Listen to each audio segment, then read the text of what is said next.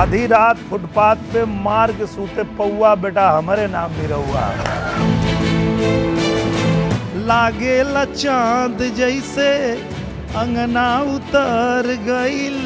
अक्षय कुमार और प्रियदर्शन के साथ अब सेटल डाउन हो गया है या फिर योगी जी को बोलना पड़ेगा?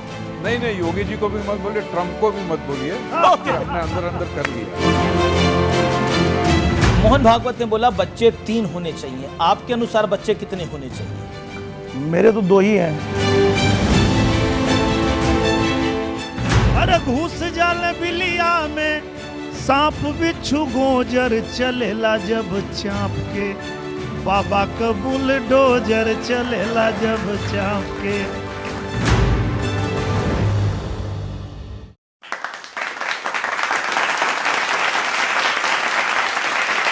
नमस्कार व्यूअर्स, मैं हूं अमीश देवगन और आज हमारे बीच एक ऐसी शख्सियत है जो एक्टिंग के मैदान में उतरे तो उन्होंने वहां झंडे गाड़ दिए, सिंगिंग में हाथ आजमाया तो वहां भी खूब तारीफ बटोरी, इसके बाद वो नेता बनकर संसद पहुंचे, लेकिन कंट्रोवर्सी है कि उनका पीछा ही नहीं छोड़ती।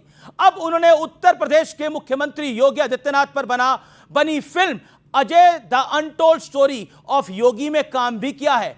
तो स्वागत करिए पूर्व मेंबर ऑफ पार्लियामेंट और साथ ही साथ जाने माने एक्टर सुपरस्टार दिनेश लाल यादव उर्फ निरहुआ का, जो हमारे साथ मौजूद है स्टूडियोज में। जोरदार तालियों से अभिनंदन है।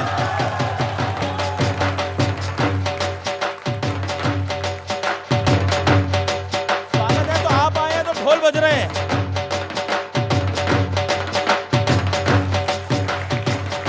बैठिए। तो निरहुआ जी का स्वागत है, एक बार फिर जोरदार तालियों के साथ अभिनंदन है। निरहुआ जी भोजपुरी सिनेमा के सुपरस्टार हैं और इनका असली नाम है दिनेश लाल यादव, यानी ये यादव जी बड़े कमाल के हैं और आज हमारे बीच हैं और हमारे साथ हैं। उनके चाहने वाले जो उनसे सीधे सवाल करेंगे आज हमारे साथ हैं। मेरे साथ एक्सपर्ट भी हैं, मेरे साथ शांतनु गुप्ता हैं जो जाने माने लेखक हैं और साथ ही साथ उन्हीं की लेखनी पर यह फिल्म भी लिखी गई है। मेरे साथ मौजूद हैं सतीश के सिंह, उनका अभिनंदन है। मेरे साथ एक और हमारे एक्सपर्ट मौजूद हैं, उनका भी अभिनंदन है जोरदार तालियों के साथ। मेरे साथ नलनी है मेरी सहयोगी, उनका भी अभिनंदन है। चलिए तो सवालों और जवाबों का सिलसिला शुरू करा जाए। 2020 में आपने कहा था कि आप सीएम योगी पर फिल्म बनाना चाहते हैं और पर्दे पर उनके किरदार को जीना चाहते हैं। फाइनली करीब 5 साल बाद आपका यह सपना पूरा हो रहा है या उद्देश्य पूरा हो रहा है? सपना था या टारगेट था? नहीं, सपना था क्योंकि मैंने ये बुक पढ़ी थी, जो बुक शांतनु जी ने लिखा है जी, जो आज हमारे बीच में उपस्थित हैं। तो ये the monk who became chief minister जी, शांतनु गुप्ता। तो ये पढ़ने के बाद मेरे मन में ऐसा आया था कि ये फिल्म बननी चाहिए।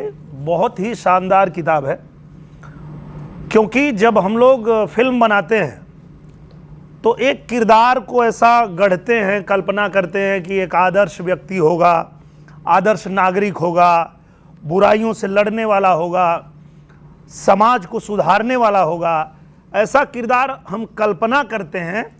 लेकिन जब मैंने ये बुक पढ़ा तो हमने देखा कि यहाँ तो रियल हीरो हमारे पास ही हैं, तो इन पे फिल्म बननी चाहिए। इसलिए मेरे मन में ये विचार आया। और संजोग देखिए कि हमारे शांतनु गुप्ता जी जब अमेरिका गए इस बुक के लिए, तो वहाँ इनको हमारे अजय जी मिले जो इस फिल्म के निर्माता हैं, और उन्होंने इच्छा जताई कि अगर आपकी अनुमति हो तो मैंने ये किताब पढ़ी है, मैं इस पर फिल्म बनाना चाहता हूँ। फिर वो भारत आए और हमारे जो निर्देशक हैं रविंद्र गौतम जी, उन्होंने मुझे अप्रोच किया कि योगी जी पे हम लोग फिल्म बना रहे हैं, इस बुक पे फिल्म बना रहे हैं और हम चाहते हैं कि ये किरदार आप भी करें। तो मैंने कहा कि आप जो बोलेंगे मैं उसमें कर लूँगा, क्योंकि मेरी भी इच्छा है कि जब योगी जी पे फिल्म बन ही रही है, जो मैं भी चाहता था, तो जो भी किरदार आप मुझे देंगे वो मैं कर लूँगा। और फाइनली इसमें मैंने आपका किरदार किया है। जी, अच्छा, एक पत्रकार का किरदार किया है। तो काम आसान लगा या कठिन? बहुत आसान था मेरे लिए। आपके लिए आसान था, लेकिन हमारे लिए तो आसान नहीं होता, आप लोग कठिन बना देते हैं। देखिए, आप नेता भी हैं और अभिनेता भी हैं। नेता और अभिनेता दोनों जो है, एक तो अभिनेता खतरनाक होता है, नेता तो उससे भी ज्यादा खतरनाक होता है। तो आपको ज्यादा खतरनाक कौन सा लगता है, नेता या अभिनेता? सबसे ज्यादा खतरनाक तो पत्रकार ही होता है। चलिए, तो पत्रकार के पास चलते हैं। सतीश के सिंह है हमारे साथ, जाने माने पत्रकार हैं। सतीश जी, क्या सवाल है आपका? मेरा तो सवाल ये है कि आपने ये जो फिल्म बनाई है, आप इसके बड़े प्रणेता हैं, तो ये फिल्म आपने योगी जी के अतीत पर बनाई है या योगी जी के भविष्य के लिए बनाई है? वाह, बहुत सही सवाल किया आपने। ये एक ऐसी फिल्म है जो योगी जी के विषय में मैं भी नहीं जानता था, जनता भी नहीं जानती होगी। उन पहलुओं के ऊपर ये फिल्म बनी है कि एक पहाड़ में साधारण परिवार में जन्म लेने वाला बच्चा, जिस गांव तक सड़क भी नहीं पहुंची थी, वहां से मुख्यमंत्री के पद तक पहुंचना, वो संघर्ष उनका तप, उनका त्याग, ये उनकी जो जर्नी है उसके ऊपर ये फिल्म है। तो वो अभी किसी को पता नहीं होगा, अनटोल्ड स्टोरी इसीलिए कहा गया। अनटोल्ड स्टोरी है, इसीलिए आप कहा गया है। कोई पूछना चाहता है सवाल? आप तो अभी तक बहुत सरल स्वभाव के लग रहे हैं, बहुत अच्छे लग रहे हैं। अपने दोस्तों को आप क्यों नहीं समझाते हैं, कोई रिमोट से लहंगा उठा देते हैं? हमें तो आज चाहिए कि शारदा सिन्हा जी जैसे, हमें तो ये चाहिए ना कि लोकगीत जो हमारी बिहार की संस्कृति है वो चमके, ना कि ये सब सारी चीज़ें चमके। Thank you. बहुत बढ़िया आपने सवाल रखा है और बिल्कुल उस पर हम लोग बहुत बारीकी से काम भी कर रहे हैं। और चाहे वो रवि किशन जी हों, मनोज तिवारी जी हों, हम सभी लोग, पवन सिंह हो, पवन सिंह जी हैं, खेसारी लाल यादव जी है, तो हम लोग ये प्रयास कर रहे हैं कि जितना बढ़िया से बढ़िया सिनेमा जो है वो बना करके और भोजपुरी में ऐसी ऐसी फिल्में बने जिससे हमारा कल्चर दिखे, जो आपने कहा। और उस दिशा में हम लोग इतना प्रयत्न कर रहे हैं कि आजकल भोजपुरी में जो फिल्में आ रही है उसको परिवार के साथ लोग देख रहे हैं और 300-400 मिलियन एक एक फिल्म का व्यूज आ रहा है। अब आप कह रहे हैं ये परिवार के साथ फिल्म देख रहे हैं, मैं नाम बताता हूं, लैला मालवा, पेप्सी पी के लगेलू सेक्सी, पेप्सी पी के लागेलू सेक्सी, चुम्मा तुम्हार विटामिन है। अब ये फैमिली फिल्म्स हैं आपकी राय में? ये किस फैमिली के साथ ऐसी फिल्में देखी जाती हैं? अब मैं आप लोगों को दावे के साथ कह सकता हूं कि ये तीनों फेक नाम है। नहीं, फेक नाम नहीं है। मैं गारंटी देता हूं, इसको सर्च किया जाए, पूरी दुनिया इसको खोजे, क्योंकि ये ही मीडिया ने इसी तरह से भोजपुरी को बदनाम किया। आप कह रहे हैं सब फेक नाम है, गलत नाम है? मैं कह रहा हूं कि इस तरह की कोई फिल्म बनी ही नहीं है। अच्छा, रिमोट से लहंगा उठाने वाला गाना भी नहीं बना? नहीं, वो गाने की बात की तो हमने उस पे कहा, पर इस तरह से जैसे आपने तीन नाम दिया। आपकी बात थोड़ी देर के लिए मान लेता हूं। रिमोट से जो लहंगा उठाने की बात है या फिर जो मामला, वो जो पूरा प्रकरण है, उसको आप मानते हैं वो फैमिली का सॉन्ग है? उस पे तो रवि किशन भैया नेशनल टेलीविजन पे माफी मांग चुके हैं और तो उनको माफ कर दिया जाना चाहिए, क्योंकि आगे वो ऐसी गलती नहीं करेंगे। उन्होंने कहा, आप कहते हैं कि आप तो कहते हैं अश्लीलता के लिए बॉलीवुड के लोगों को जिम्मेदार मानते हैं, लेकिन आपका कहना है कि बॉलीवुड ने भोजपुरी इंडस्ट्री को बदनाम किया है, जबकि भोजपुरी के गानों में भी अश्लीलता कूट कूट के भरी है, ये हमने देखा है कई बार। बिल्कुल, मैं आपके बात से सहमत हूं और मैं ये कहना चाहता हूं कि आप पूरे भारत में किसी भी भाषा के एल्बम उठा लीजिए, सब लोगों का वही हाल है, बदनाम सिर्फ भोजपुरी को किया जाता है। जिस भाषा में लोगों को बहुत प्राउड फील होता है कि यहाँ बहुत अच्छा है, उसके नाम ऐसे हैं कि एक आध नाम भी जुबान से नहीं ले सकते। अंधेरी रात में दिया तेरे हाथ में, ये मराठी का है। गलत है, ये मराठी का है जी। पर एक हमारे गांव में कहावत है। क्या कहावत है? गरीब की लुगाई सबकर भौजाई। तो ये जो अटैक करने की बात आती है ना, वो सिर्फ भोजपुरी पे आती है, जबकि हर जगह के एल्बम का वही हाल है। पर समय के भोजपुरी साथ थोड़ा ज्यादा हो जाता नहीं, मैं वही कह रहा हूँ, समय के साथ सब लोग बदलाव लाते हैं, सुधार लाते हैं, और हम लोग भी उस पर पूरी तरह से काम कर रहे हैं। और कोशिश हमारी यही है कि हम अच्छी अच्छी फिल्म बनाएं। जैसे अभी फसल फिल्म आई, उसमें मरून कलर सरिया गाना था, पूरे दुनिया में उसने ट्रेंड किया जी। अच्छा गाना, पारिवारिक गाना, एक किसान की कहानी। उसके बाद अभी एक फिल्म आई है, मैं मायके चली जाऊंगी। उसके अलावा निरहुआ हिंदुस्तानी, निरहुआ रिक्शा वाला, राजा ये तो निरहुआ हिंदुस्तानी आप इसलिए बनाई आपने क्योंकि आप करिश्मा कपूर के बड़े फैन हैं। मैंने जो रिसर्च करी उसमें पता लगा करिश्मा कपूर के आप इतने बड़े फैन हैं कि आपके पूरे कमरे में करिश्मा कपूर के पोस्टर्स होते थे। जी, सही बात है ये। मैं और इतनी और उसी फैंडम को लेकर आप चले और आपने इतनी बड़ी फिल्म बना दी कि उसकी पार्ट 2 भी लानी पड़ रही है। उसकी 4 पार्ट आ गए। 4 पार्ट आ गई, अब कितनी और आएंगी? अब जब तक जनता पसंद करती रहेगी तब तक आती रहेगी। अब तो करिश्मा कपूर ने भी फिल्मों में एक्टिंग ज्यादातर छोड़ दी है जी। अब तो वो भी उम्र हो गई है उनकी, वो भी मतलब इतनी उम्र नहीं, 50-52 की हो गई हैं। कोई बात नहीं, तो अब तो आम्रपाली आ गई हैं। आम्रपाली जी सारी फिल्मों में है, 35 फिल्में उनके साथ बनी। बिल्कुल बिल्कुल, मेरे पास पूरी लिस्ट है। मैं अमरपाली जी के सवाल पे आऊंगा, बड़ा महत्वपूर्ण सवाल है वो आपसे। लेकिन 3500 रुपए में आपने नौकरी करी करीब 20 साल पहले कलकत्ता में। उसके बाद क्या मन में समाया कि आप फिल्मों में आ गए? नहीं, मैं नहीं, मेरे पिताजी नौकरी करते थे वहाँ कलकत्ता में। हम लोग तो वहाँ उनके साथ रह के पढ़ाई करते थे जी। और उसके बाद जब हम लोग गांव आ गए, पिताजी के रिटायर होने के तो बाद, आपके फादर जॉब करते थे? वो जॉब करते थे। तो आपको फिल्मों की कैसे सूझी? हम लोग पहले गायकी करते थे, चूंकि घर में मेरे गायकी का ही माहौल था। मेरे पिताजी गायक थे, मेरे भैया गायक हैं, तो गायकी हम लोग करते थे। और उसी समय एक फिल्म आई ससुरा बड़ा पैसा वाला, जिसमें मनोज तिवारी भैया हीरो थे। और वो फिल्म इतनी चली, इतनी ज़्यादा सफल रही कि निर्माताओं ने फिर गायकों को लेकर फिल्म बनाना शुरू किया, और फिर हम लोगों के लिए भी ये रास्ता खुल गया। एक सवाल, क्योंकि आपने अमरपाली दुबे की बात करी, तो इसको लेकर बड़ी सारी बातें होती हैं, बड़ी सारी अफवाहें उड़ती हैं, क्या कहना चाहते हैं आप? बहुत बेहतरीन अभिनेत्री हैं, और मैं तो उनको कहता हूं कि वो एक्सप्रेशन की देवी हैं। जब भी कोई किरदार निभाती हैं वो इतना बढ़िया करती हैं कि जो लोग मेरी फिल्मों को 2014 से पहले, अगर समझिए कि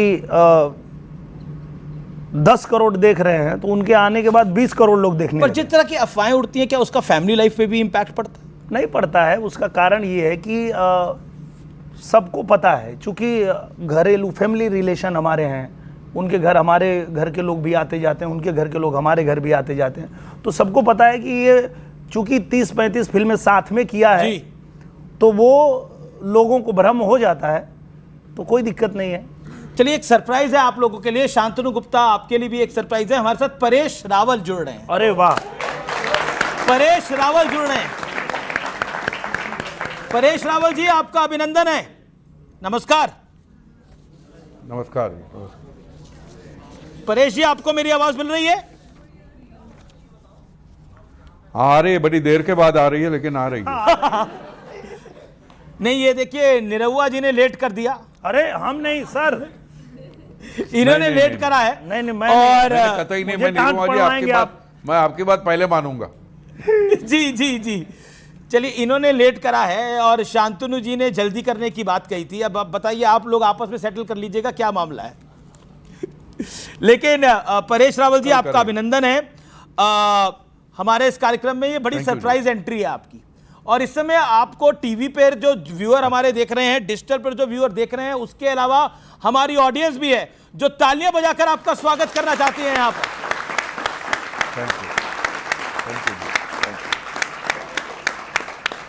तो परेश रावल जी, कॉम्बिनेशन जबरदस्त है। निरहुआ साहब भी नेता अभिनेता, आप भी पूर्व नेता, पूर्व सांसद और अभिनेता, तो मामला ठीक से निपट गया है या निरहुआ ने ज्यादा दिक्कत करी?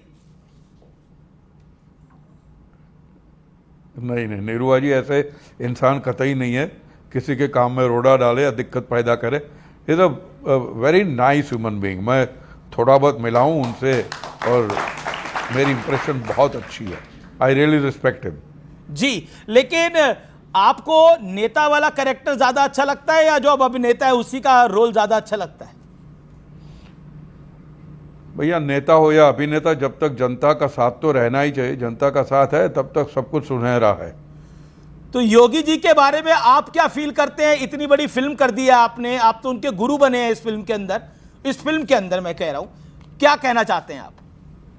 हाँ, योगी जी के बारे में मैं इतना ही फील करता हूं कि जो सब लोग कहते हैं, हर स्टेट की जनता है कहती है हमें योगी जी जैसा सीएम चाहिए। और इतनी संघर्षमय जिनकी कहानी हो, जो बिल्कुल गरीब परिवार से उठ के आए हो और एक स्टेट के नेता बने हो, और भी ऐसा स्टेट जो बड़ा भी है और लॉलेस भी था और अब धीरे धीरे बिल्कुल पटरी पे आ रहा है। तो ऐसे स्टेट को पटरी पे लाना, जहाँ पे यूँ कहते कि माफिया का राज था, अब वहाँ पे वो राज नहीं रहा है, धीरे धीरे ख़त्म हो रहा है। तो ऐसे नेता को तो सलाम करना चाहिए। निरहुआ कुछ आपसे पूछना चाहेंगे? निरहुआ, आप कुछ पूछना चाहेंगे परेश रावल जी से? मैं या तो कुछ कहना चाहेंगे? हाँ, बिल्कुल कहना चाहूँगा। सर को मैं ये कहना चाहूँगा, पहले उनको प्रणाम करता हूँ जी जी, क्योंकि सर को देख के ही हम लोग सीखते हैं। और मैं ये कहना चाहूँगा सर कि मैं तो आपको एक सेकेंड वेट नहीं करा सकता। मैं आपका इतना बड़ा भक्त हूँ, जो भी देर किया है इन लोगों ने किया है। तो मैं बस यही कहना चाहूँगा। मीडिया की बात हर बार माननी नहीं चाहिए। देखिए आप दोनों मिलके मुझे फंसा रहे हैं, लेकिन हम तो सबको फंसाते हैं, लेकिन फिर भी हमारी ऑडियंस है जो परेश रावल जी आपके और आपके गन भी है, आपको कौन फंसाएगा? परेश साहब, एक सवाल अलग है थोड़ा। अक्षय कुमार और प्रियदर्शन के साथ आपने कई हिट फिल्में दी हैं, लेकिन वो खटपट की बीच में खबरें आई थी। अब सेटल डाउन हो गया है या फिर योगी जी को बोलना पड़ेगा? नहीं, योगी जी को भी मत बोलिए, ट्रंप को भी मत बोलिए कि हमने अंदर कर लिया। ट्रंप के पास बहुत सारे और काम है, कई सारे और उन्होंने युद्ध रुकवाने हैं। कितने रुक पाएंगे तो पता नहीं मुझे। या वो दुनिया में निकले हुए हैं युद्ध रुकवाने के लिए। लेकिन हमारे साथ यहाँ पर जावेद साहब हैं। जावेद साहब, आप परेश रावल जी से कुछ पूछना चाहते हैं? भारतीय जनता पार्टी के अंदर कौन सा ऐसा नेता है जो बहुत अच्छा अभिनेता बन सकता है? देखिए, अभिनेता क्या होता है कि जो प्रिटेंड करता है, ढोंग करता है, ऐसा कोई नेता। यहाँ पे तो बिल्कुल आप देख रहे हैं बीजेपी वाले जो मैनिफेस्टो में लिखा है वो सब कुछ पूरा कर रहे हैं काम। वो 370 हो या 3 तलाक वाला हो, कोई भी काम हो वो पूरा कर रहे हैं। ऐसा कोई ढोंगी नहीं है। इस सवाल को थोड़ा घुमा के वो करके दिखाते हैं और करके दिखाएंगे। बीजेपी में परेश रावल का फेवरेट कौन है? मेरा? हाँ जी, मेरा बिल्कुल मोदी साहब। मोदी साहब। और मोदी साहब के बाद कौन है फेवरेट आपका? एक नाम। अमित भाई जी जी, बहुत बहुत शुक्रिया। इस फिल्म का एक डायलॉग आप सुनाना चाहेंगे अपने अंदाज में परेश रावल जी? अरे भैया, मुझे डायलॉग अभी याद नहीं है, लेकिन एक डायलॉग था कि अगर कौशल्या माता ने राम का हाथ नहीं छोड़ा होता तो राम राजा बन सकते थे, भगवान नहीं बन सकते थे। बहुत शुक्रिया परेश रावल आपका हमारे साथ जुड़ने के लिए। चलिए, एक तो शांतनु गुप्ता आपके पास अब आते हैं, और आपने तो भगवा डाला हुआ है, और आप क्या कहना चाहते हैं? आप क्या निरहुआ से पूछना चाहते हैं? निरहुआ भैया, हम लोग तो 40 दिन शूटिंग पे साथ में रहे और सीन देखते थे, बातें करते थे, और आप योगी जी के साथ भी रहे हैं, तो आप रियल योगी जी के साथ भी रहे हैं और जो कैरेक्टर हमारे अनंत जोशी के साथ भी रहे हैं, उनमें आपको क्या सिमिलैरिटी डिसमिलैरिटी लगी? तो आप अनंत के बारे में बोलेंगे, अनंत जोशी जो हम लोगों के सबके प्रिय थे सेट पे, उनके बारे में आप क्या कहना चाहेंगे? देखिए, मैंने जितना उनको देखा, अनंत भाई को, उनका जो डेडिकेशन है वो जब आप फिल्म देखेंगे तो आपको पता चलेगा। ट्रेलर देख के भी लोगों को अंदाज़ा तो लग ही गया है कि उन्होंने हूबहू योगी जी को उतार दिया है जी। और मुझे ऐसा लगता है कि उनसे बेहतर योगी जी कोई नहीं कर सकता था, क्योंकि जब मैं योगी जी को कभी मिलता हूं, उनसे बात होती है, और जब सीन में मैं अनंत भाई के साथ में डायलॉग कर रहा था तो मुझे अचानक लगता था कि योगी जी ही बोल रहे हैं। इतना बढ़िया अनंत जी ने किया। जी, मैं ऑडियंस से कुछ सवाल लेना चाहता हूं। आप अच्छा, आप कुछ सवाल पूछना चाहती हैं, पूछिए। यहाँ दर्शकन की काफी उम्मीद बा आपसे, आप अच्छा एक्टर भी बाड़ी, सिंगर भी बाड़ी, आप अजय द अनटोल्ड स्टोरी करत बानी, तो योगी जी खातिर 2 लाइन हो जाए। योगी जी खातिर एकदम वो गाना भी फेमस है बाबा जी वाला। घुस जल बिलिया में सांप बिच्छू गोजर, अरे घुस जल बिलिया में सांप बिच्छू गोजर, चलेला जब चाँप के बाबा का बुलडोजर, चलेला जब चाँप के बाबा का बुलडोजर, चलेला जब चाँप के। सब लोग क्या है, जब फिल्म की बात हो रही थी सब कुछ योगी जी में, भगवान योगी जी सब अच्छा। निरहुआ जी आप तो उनके नजदीक रहते हैं, बातचीत करते हैं, उनमें खराबी क्या है, एक आध चीज ये भी तो बताइए। कमी और बुराई सभी में भरी है, कमी के बिना कोई आदमी नहीं है। मुझे कोई ऐसा बगीचा दिखा दो जहां के गुलाबों में कांटे नहीं। कमी की बात करते हैं, अब ये कमी की बात करते हो तो उनके हित में है। नहीं, आप नहीं, कमी नहीं। को बताइए लोगों में ताकि वो सुधारें। उसी पे आ रहा हूं। तो ये तो हो गई आम इंसान की बात, हमारी आपकी बात। लेकिन अगर उनके अंदर कोई कमी होती तो वो योगी नहीं होते।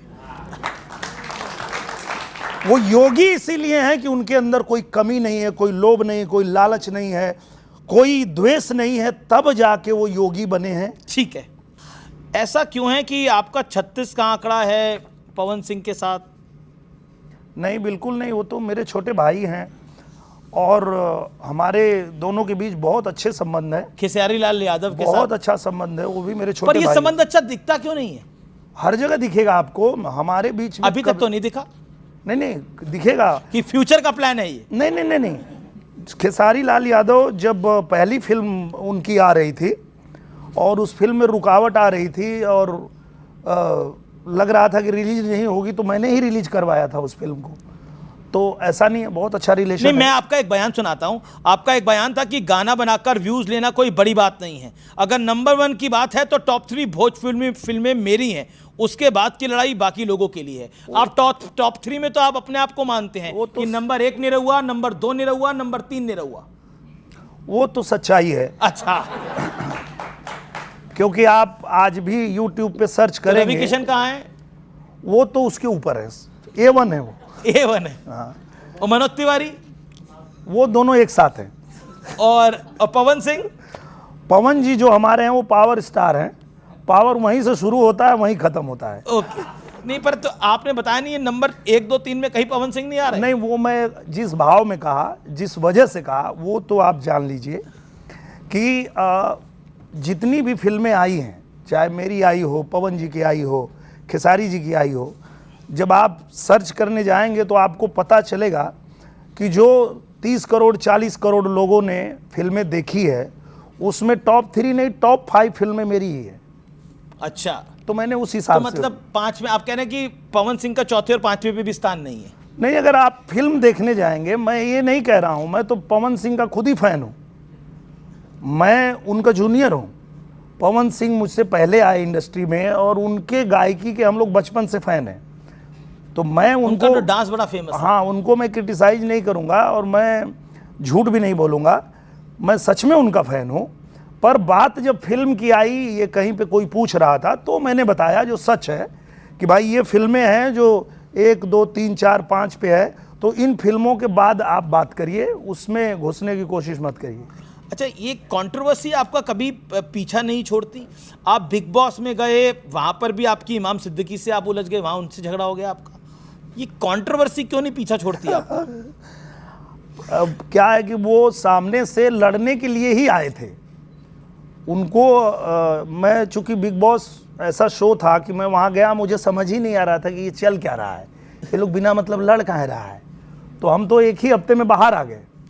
उसके बाद जब दोबारा मुझे वहाँ भेजा गया तो मुझे लगता है कि इमाम भाई को तो भेजे ही थे मुझसे लड़ने के लिए, और वो हर बात में कुछ ऐसा करते थे कि लड़ाई हो जाती थी। चलिए, इमाम को तो आपके लिए भेजा गया था लड़ाई लड़ने के लिए। लंदन की फ्लाइट में एयर होस्टेस को भी आपसे भेजा गया था लड़ने के लिए? नहीं, ऐसा नहीं है, वो हो जाता है कभी कभी की गलतफहमी हो जाती है, पर ऐसा सारी नहीं है। गलतफहमी आप ही के साथ क्यों होती है? अब भाई इंसान है तो इंसान के साथ तो होती रहती है गलतफहमियां। कुछ युवा मित्र मेरे सवाल पूछना चाहते हैं, आप क्या सवाल पूछना चाहते हैं? आगे तो हम पहले बहुत वीडियो देखे छलू बच्चे से, पहले कैसेट चले छले, चोरा चोरा के मतलब पैसा से कैसेट खरीदाई छले, वाह, तब अहाँ के वीडियो हम सब देखे छलू। तक बाद हम ई कहे ले चाहे छी, एवरी जे बिहार में चुनाव भ रहल छै उहो में एबे कि नहीं अहाँ प्रचार करे ला? जरूर जरूर, और अहाँ सबके आशीर्वाद लेवे हम जल्दी आ रहल छी। जल्दी आ रहे हैं, जल्दी से जल्दी है। कोई और सवाल? ओके, अभी बात हो रही थी कि मतलब भोजपुरी में जो गाने बन रहे हैं, लहंगा उठा देंगे रिमोट से, ये भोजपुरी को बदनाम करने के लिए मतलब ये बोल रहे हैं। पर आप एक बिहार के संस्कृति पे छठ पूजा का गीत गा दीजिए, छठ का त्यौहार आ रहा है, जिससे माहौल बन जाए। हाँ, बहुत बढ़िया। और ये देखिए भाई ने एकदम सही कहा, और ये हमारे बिहार में छठ पूजा के अवसर पे जब ये धुन बजती है तो दुनिया में कहीं भी कोई भी व्यक्ति जब इस धुन को सुनता है तो उसे उसके घर की याद आ जाती है। कांचे ही बांस के बहंगिया,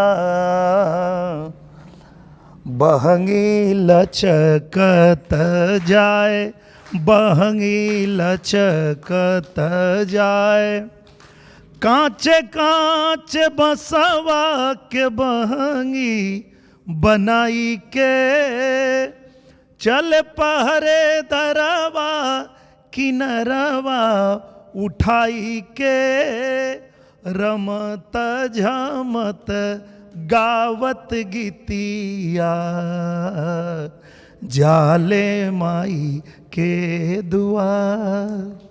धन्यवाद। मैं आपसे अगला सवाल पूछता हूँ। ये सवाल थोड़ा अलग है। मोहन भागवत ने बोला बच्चे 3 होने चाहिए, आपके अनुसार बच्चे कितने होने चाहिए? मेरे तो 2 ही हैं। आपके 2 ही हैं, तो एक कम है आपका, इसका मतलब? कोई बात नहीं, देखिए मौका है, तीसरा भी कर सकते हैं। मैं ये कहना चाहता हूं कि देखिए जो भी देश में जिम्मेदार लोग हैं, मुझे लगा आप बोलने वाले हैं जैसे रवि किशन ने बोला था कांग्रेस जिम्मेदार है बच्चों के लिए। हाँ, उन्होंने कहा था कि भाई वो पहले रोक, कांग्रेस बच्चों के लिए कैसे जिम्मेदार हो जाएगी? आपको भी, अब आपने जब बयान सुना तो आपको भी लगा ये क्या बोल दिया महाराज ने? नहीं, उन्होंने ये कहा था कि पहले अगर वो नियम लगाते तो हम भी रुक जाते। अब मोहन भागवत जी कह रहे थे ज्यादा करो, तो वही 3 करो, आपने 2 कर रखे हैं। मैं वही कहना चाह रहा हूं कि समय के हिसाब से, जैसे बहुत सारे देशों में आप देख रहे होंगे कि ऐसी समस्या आ रही है कि वहाँ बहुत बैलेंस बिगड़ चुका है कि औरतें बहुत हैं, वहाँ मर्द ही नहीं हैं। कहीं ऐसा हो गया है कि बूढ़े बहुत ज़्यादा हो गए, बच्चे नहीं हैं। मोहन भागवत जी का एंगल ये नहीं है, उनका एंगल दूसरा है, डेमोग्राफिक बदलाव का है।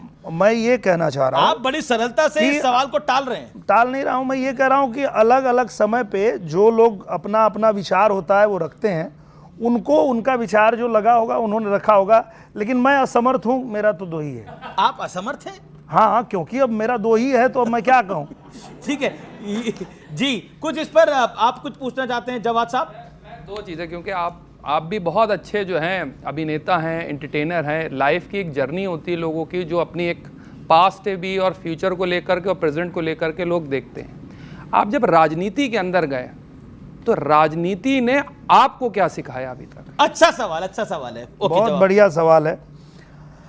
राजनीति ने मुझे ये सिखाया कि बेटा ये आसान काम नहीं है। कितना मुश्किल है? मुश्किल मतलब इतना है कि आप कुछ भी कर लो। अच्छा, झूठ ज्यादा बोलना पड़ता है, ऐसा कहते हैं, पर मैं नहीं बोल रहा, ऐसा कहते हैं। नहीं, राजनीति में झूठ बहुत बोलना पड़ता है। देखिए उसमें बहुत गहराई में हम लोग नहीं जाएंगे, पर इसलिए तो एक पत्रकार के हैसियत से थोड़ी सी बात बता देता हूं। क्या होता है कि लोगों की जायज नाजायज मांगे खत्म ही नहीं होती है, तो मजबूरी में उसको झूठ बोलना पड़ता है नेता को। यस, मतलब आप कुछ भी कर लो, कुछ भी कर लो आप, मतलब आएंगे आपके पास और कहेंगे कि ऐसा है कि कोई ऐसा काम है जो होने लायक नहीं है, और चूंकि उन्होंने देखा है कि आप मुख्यमंत्री के साथ बैठते, बोले ला तनी मुख्यमंत्री के बोल दा क्या ही हो जा। अच्छा, आपको बोला किसी ने ऐसा? हाँ, फिर आपने क्या बोला? करा मैंने मुख्यमंत्री जी को फोन। बोला आप अपना लिख के दे दीजिए, रख दीजिए, हम बात करेंगे। ये भी नहीं बोल सकते कि अरे यार मुख्यमंत्री को मैं कैसे बोलूं कि तुम्हारा तबादला कर दें। मैं मुख्यमंत्री को कैसे बोलूंगा भैया, आप बताइए। लेकिन उनकी ये मांग जब आती है तो एक सबसे एक सेकेंड, एक तो सीरियस हम बना रहे हैं, लेकिन मैं सवाल पूछता हूं। अच्छा, सबसे difficult demand as a leader, as a नेता आपके पास कौन सी है कि ये करके दिखाओ तो मानेंगे तुम सांसद हो भाई? अरे बहुत लंबी लिस्ट है। एक तो बताइए, तो सबसे बड़ी वाली हो।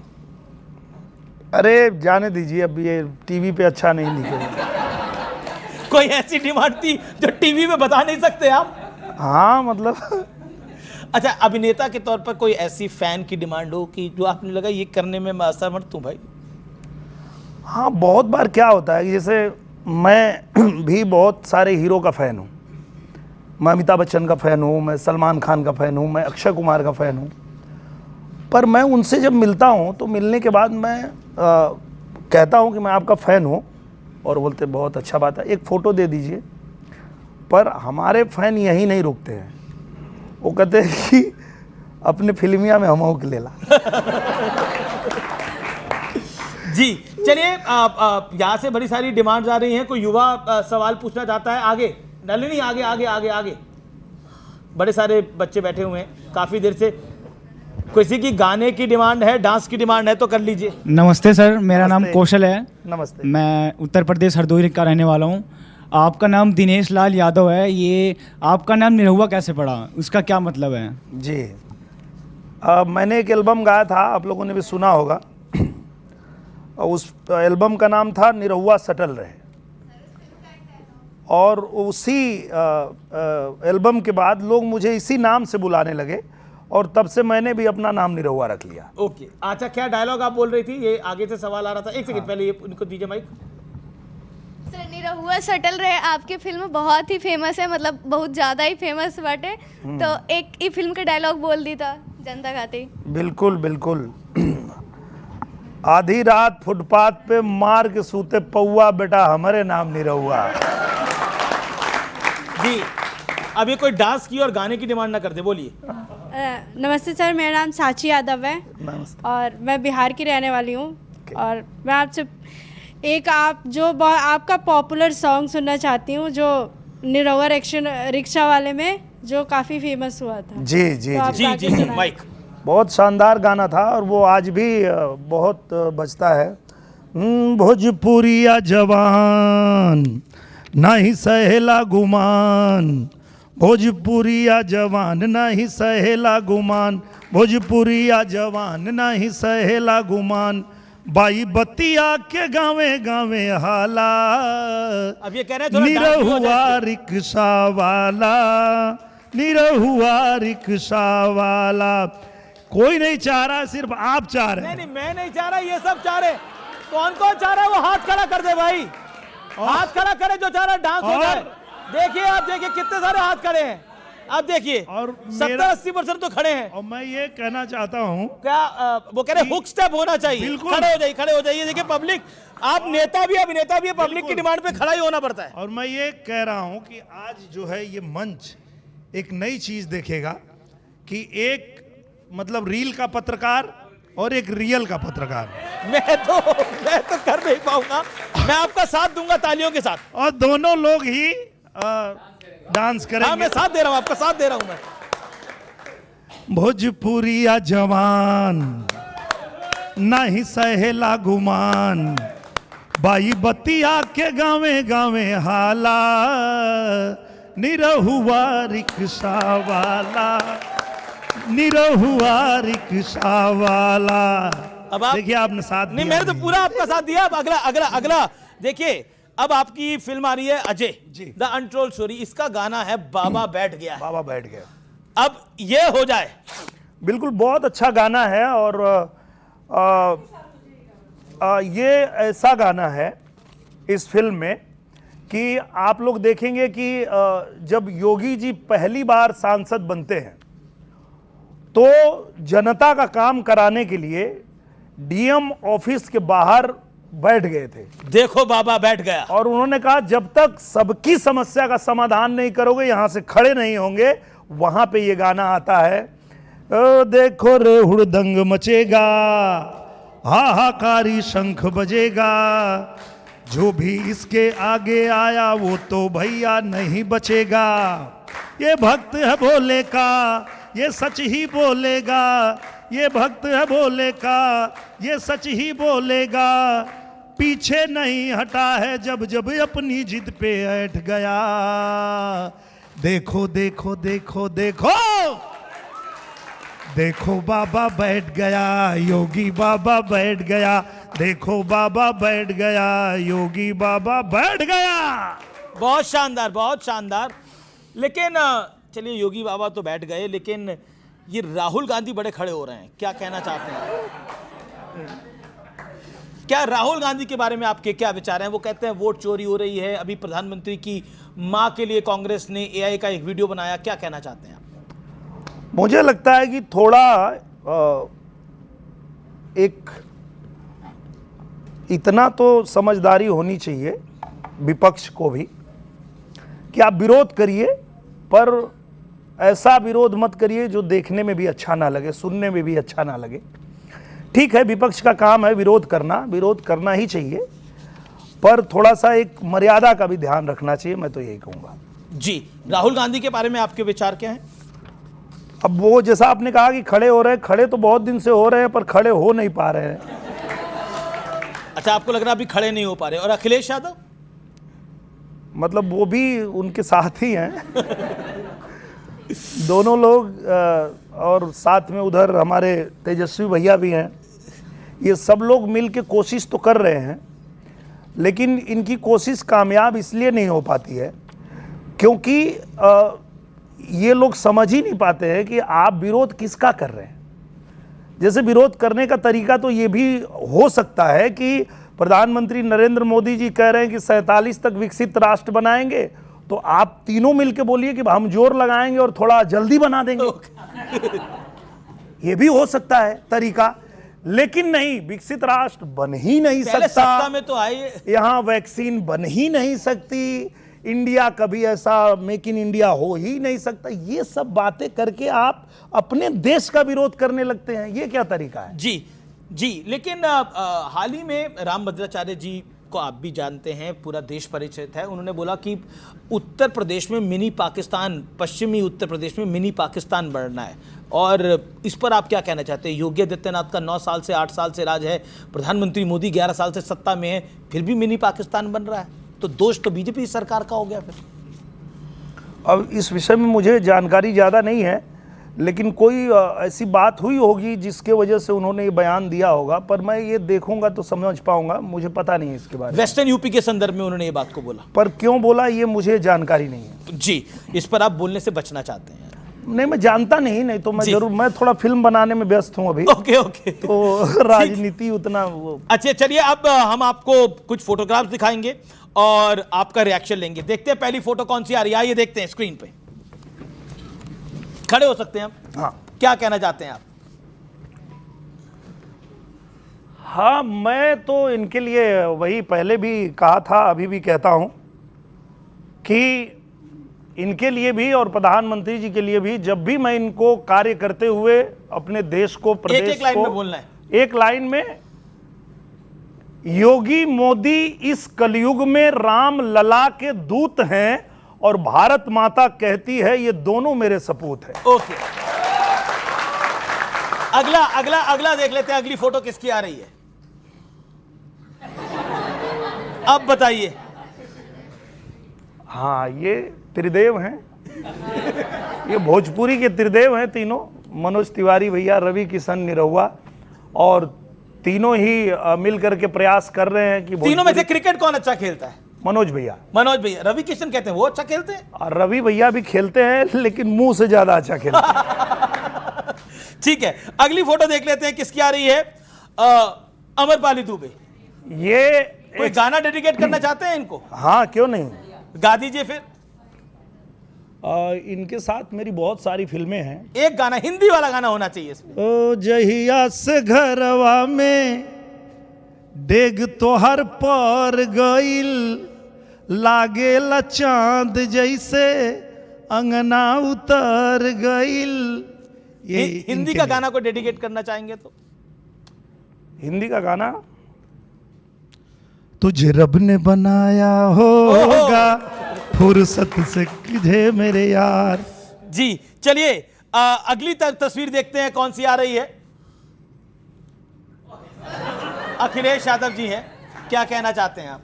अपने सांसदों के साथ हैं। बिल्कुल, ये हमारे भैया हैं और इनको भैया को मैं जब भी देखता हूं तो मैं यही सोचता हूं कि नेता तो बहुत अच्छे हैं ये, लेकिन इनको भी बीजेपी में होना चाहिए। इनको बीजेपी में होना चाहिए?